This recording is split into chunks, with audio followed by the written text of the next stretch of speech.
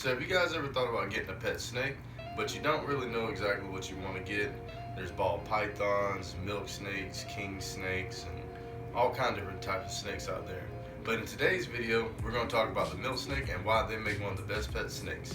So make sure you stay tuned, subscribe to the channel, and this is your boy Josue. So for today's video, we're going to be talking about why milk snakes make the best pet snakes. The number one thing that you need to know about a milk snake is that they are actually a king snake, and they're actually part of the king snake family. They're just a subspecies of the actual king snakes themselves. Their scientific name is going to be Lampripeltis, which is the king snake, and the triangulum, which is a subspecies for the milk snake. This one that I have in particular is going to be a Campbell's milk snake, or more commonly known as the Pueblan milk snake, which they all look a little bit different, but the coloration is normally about the same. What makes these guys a whole lot different from any other king snakes and milk snakes is that these guys are actually from Mexico, and this is what they normally look like in the wild.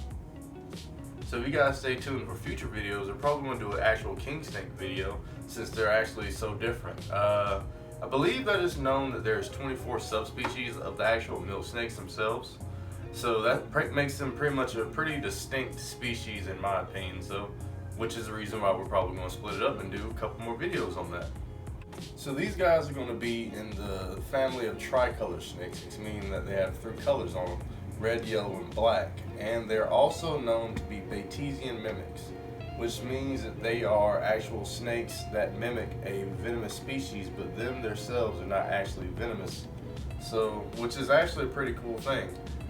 The snake that they actually are mimicking is going to be the coral snake of whatever region or wherever they come from. With these guys, they're from Mexico, so that'll probably be the whatever the Mexican coral snake is down there. We actually have these snakes here commonly around in Georgia, but ours just look a little bit different compared to what this one will look like. But the main thing is with snakes out in the wild is if you don't know if it's venomous or not, just don't pick it up at all, leave it alone. It's fine to videotape and little small things like that, but the main thing is you just don't want to bother with it if you don't know if it's venomous or not. So to help you guys get a better understanding of why we think the milk snake makes the best pet reptile, we're going to have it broke down to a couple different categories. First one being handleability, the next one being care, availability, life expectancy, and upfront costs. So as far as handleability, these snakes are fairly handleable. You can see that mine's kind of calmed down a little bit. When you first take them out of the enclosure, they're possibly going to be a whole lot more flighty because these are really active snakes. And as you can tell, like, the main thing with these snakes is they want to make sure they can get back to the ground so that way they can feel safe and secure. Another thing about these snakes that makes their handleability a little bit different is they have more potential to actually bite you than in another kind of snake, just because these guys eat a more varied diet of things, including other snakes and other things like that, which is another good reason why you can't cohabitate these snakes with any other creatures like that.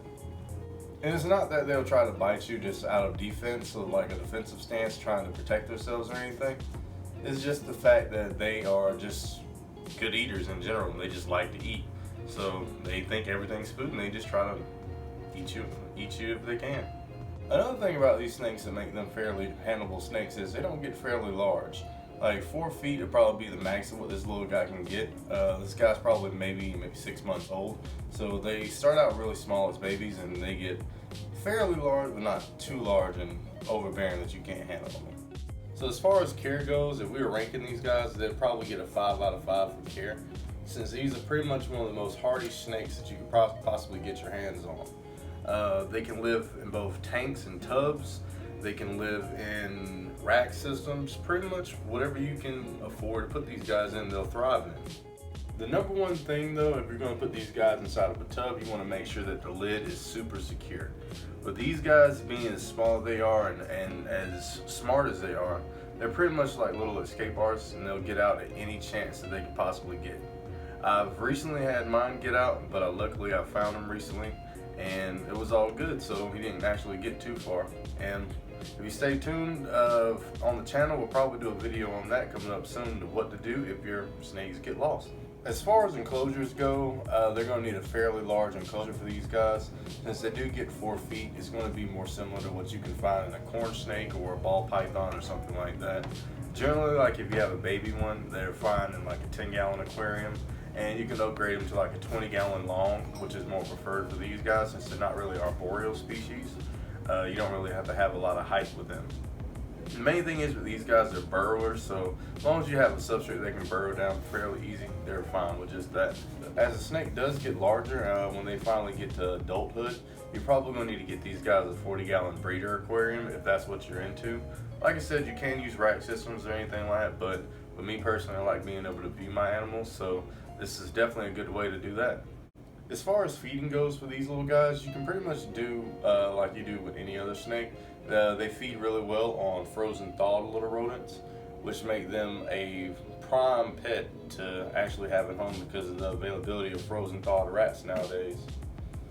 Another thing is these guys are a little bit different because normally with ball pythons you have to make sure the animal's heated up really well because they have the heat-seeking pits on their face, and that makes it a little bit harder to actually feed those guys. These guys, as long as they're fairly warm, they'll eat it. So if you guys are interested in seeing a little video about feeding the milk snakes, I'll put a link to the video up here in the card, so if you want to click on that, you can go ahead and watch that and come back to this video and we'll continue on. So I just wanted to press pause in the video for a second just to ask you guys another question. Have you subscribed yet? And if you haven't, why not? Just take this time right now to go ahead and subscribe down below and make sure you guys keep up with all the fresh content we're going to be coming out here at Josue's Exotics. For life expectancy of these little guys, you could probably expect to get maybe 10 years out of maybe a milk snake, as long as you provide them with all the stuff they need in their enclosure, like a basking lamp if you want to do that, heat mat, water bowl, hides, and a couple other little things for enrichment and things. These guys will last a pretty long time, so that's another reason why I believe they're one of the best pets. So as far as availability goes with these little guys, you can pretty much find these guys everywhere. They're one of the more common snakes in the pet trade. Not as common as ball pythons and regular king snakes and things like that, but you'll still be able to find these guys fairly easy. Generally, like if you go to pet expos or reptile expos, you'll be able to find these guys. Maybe you have a couple breeders, but like I said, the majority of the thing is going to be ball pythons and other things like that. Another place you can probably go and find one occasionally is at pet stores. They may not have a lot of them, but you can definitely find them at a pet store. And of course, your third option is always you can go online and you can go buy one. I bought mine online through I think LL Reptile or something like that, and I think I paid around 80 bucks for mine, which really isn't that bad of a snake, but with buying online you have to also pay the overnight shipping, which is around like 45 bucks I believe. So overall 120 bucks, it's not too bad for a snake. So, and with these guys, they're going to be widely available pretty much all year round. You just have to, sometimes you have to just do a little bit of searching. So moving on to upfront costs, these snakes pretty much are not going to break the bank. Like I said, as the babies for the first year or two of their lives, you can get away with maybe a 10 or a 20-gallon enclosure, which is fairly cheap. If you go to Petco, occasionally they have the $1 per gallon sale, which is the best way to probably buy all your reptile tanks and things if you're into aquarium style deals, because that's normally what I do, and I believe they have that sale going on right now for a little while. So if you guys want to go check that out at Petco, that's definitely a thing. As I mentioned earlier, I paid around like 80 bucks for the snake and then like 40 bucks for online shipping. So generally that's going to be the price of what you can get for just a regular wild caught or like wild type Pueblo milk snake. But the morphs is going to run up probably a whole lot higher. Well, they do sell a lot of albino ones that you can possibly get your hands on.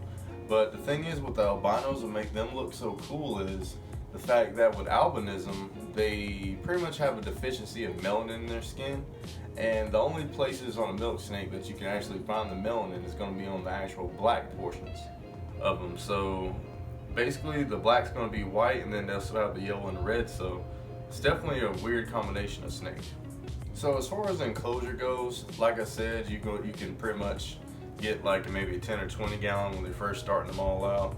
And once they get bigger, you probably need to upgrade them to a 40-gallon tank. Another thing you're probably going to need is probably going to be either heat mat or heat tape with a thermostat to make sure you monitor the temperature inside the terrarium. Make sure that they can definitely have a hot spot and they have a cool spot, so that way they can thermal regulate as reptiles should.